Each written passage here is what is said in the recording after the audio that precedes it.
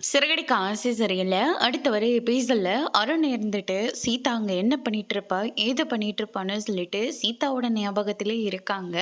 அதுக்கு அடுத்ததா வந்து பார்த்தீங்கன்னா, அவ கோயிலுக்கு போயிட்டு வரேன்தான்னு சொல்லிட்டு போனா.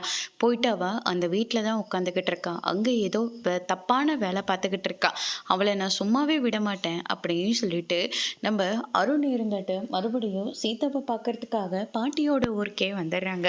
அங்க வந்து பார்த்தீங்கன்னா, சத்யா, சீதா இவங்க எல்லாருமே ஜாலியா உட்காந்து பேசிக்கிட்டு இருக்கிறாங்க. அருணோட பைக் சத்தம் கேட்ட உடனே சீதா இருந்துட்டு, "அவரு வந்துட்டாரு போல இருக்கு.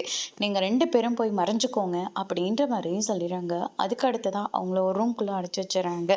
பாட்டி இருந்துட்டு சமையலுக்கான பொருளெல்லாம் ரெடி பண்ணிட்டு இருக்காங்க. அதுக்கு அடுத்ததா அருண் வந்து நிற்கிறாரு. அருணை பார்த்த உடனே சீதா இருந்துட்டு, "என்னங்க ஆச்சு?" அப்படின்னு சொல்லிட்டு கேட்கவும், "சொல்லாம கொள்ளாம இங்கே வந்திருக்கீங்க, எதுக்கு வந்தீங்க?" அப்படின்னு சொல்லிட்டு கேட்டுக்கிட்டு இருக்காங்க.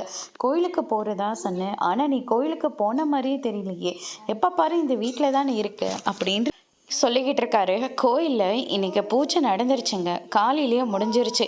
அதனால் மறுபடியும் ஈவினிங் தாங்க இருக்குது. அதனால தான் சாப்பிட்டு போகலான்னு சொல்லிட்டு வீட்டுக்கு வந்திருக்கேங்க.